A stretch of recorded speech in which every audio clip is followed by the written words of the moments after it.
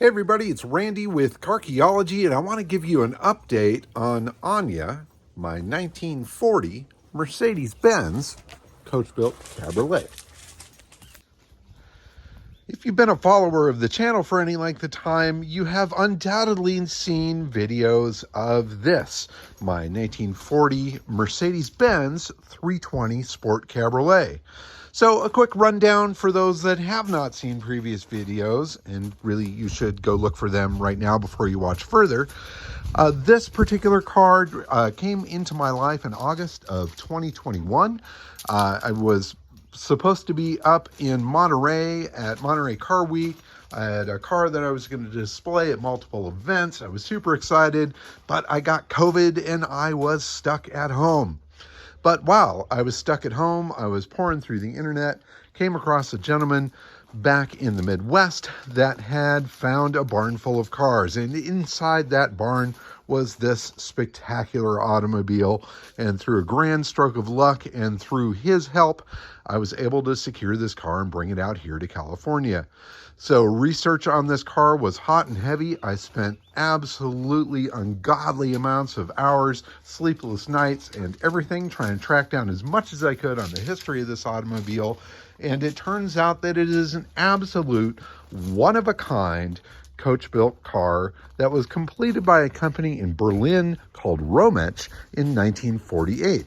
It started out life as a Pullman limousine done in black. It left the Mercedes factory in March of 1940 with a destination of Berlin, Germany, undoubtedly to tote officers around in as some sort of a staff car.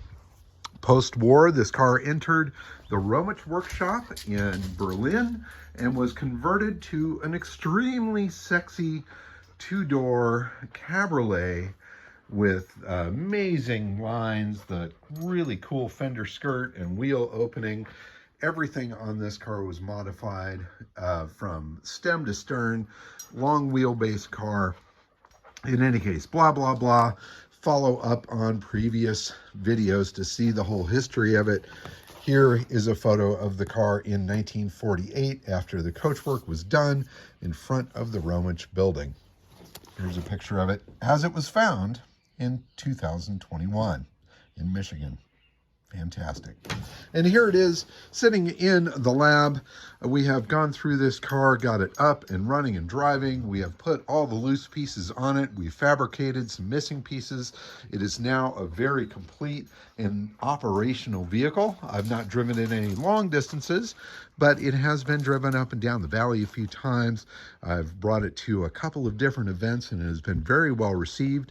And at those events, it was suggested to me that I submit this car to the illustrious Pebble Beach Concours d'Elegance. Now, I've gone to the Concours. I go every year, and it is truly the Super Bowl. It is the highest of highs when it comes to classic auto shows, and to have a car on the lawn is a high, high honor. Now, this car is not restored. It's unrestored and all original, and it's not in the best shape. However, they do have a preservation class there at Pebble Beach, and it was suggested by quite a few folks, including one guy that's a head judge in a different class at Pebble, that I submit the car. And the general consensus was, well, maybe it's a 50-50 chance as to whether they take it. But it was certainly my dream to miss Pebble Beach the year that I did, but to be able to go back to Pebble with the car that I found during my COVID recovery, it would just be a miraculous thing. And I told Mike, the gentleman that helped me with it, that if that happens, then I would fly him out and we would drive it onto the lawn at Pebble Beach together.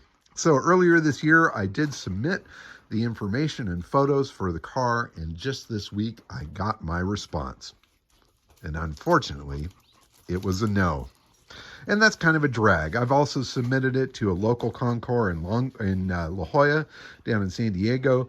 They too declined it, which is a bit of a bummer, especially since it was someone within that organization that asked for the information on it. But we won't go into that. But I think the main thing is that the interior in this car, well, it's gone. So there's nothing preservation about this. even though what's there technically is kind of preserved, but it's not an attractive vehicle from the show point of view. Certainly the rarity level is there. The exterior condition, I think, is passable for a preservation car, but that interior being a goner, I think that's a huge hit against it. So I'm kind of bummed. I kind of expected it to happen that way. I didn't expect them to take it and that sort of thing. And it would have been a big surprise for me to get the opposite reaction in the mail. But still, I'm a bit bummed that that dream has now died. I will not be able to bring this car up to Pebble Beach to have it on the lawn at the Concours. Unfortunately, it's not going to be at La Jolla either. There are some other Concours events that I could bring it to. I've been talking with somebody up at a Concours up in Portland, Oregon. They sound interested in having the car in July. That might be pretty cool. There's some East Coast Concours events that they sounded excited about it, but damn, it's a long way to go to a car show, especially with something like this. So I don't know what the future holds for it at this point. I would like to show it a couple of more times before it heads off to some other world. And that is the big question. Am I going to hold on to this car forever and just keep it here in the garage? Just bring it to local events and that sort of thing? Or should it really get into the hands of somebody that can take it all the way and do a proper restoration from top to bottom and get it out there onto the Concours field where a car of this design and this rarity really deserves to be? So the future is a little bit in question. I've had some great luck with this car in getting it together, getting it up and running and driving. I've had some phenomenal responses from the press in regards to it. It's been on the cover of the Star magazine with one of the biggest articles I've ever seen on a car. It definitely filled that magazine. That was fantastic. Classic Mercedes magazine over in Europe did an article on it, and there is an American magazine that has shop photos of it, and I believe that that will be coming out hopefully soon within the next couple of months.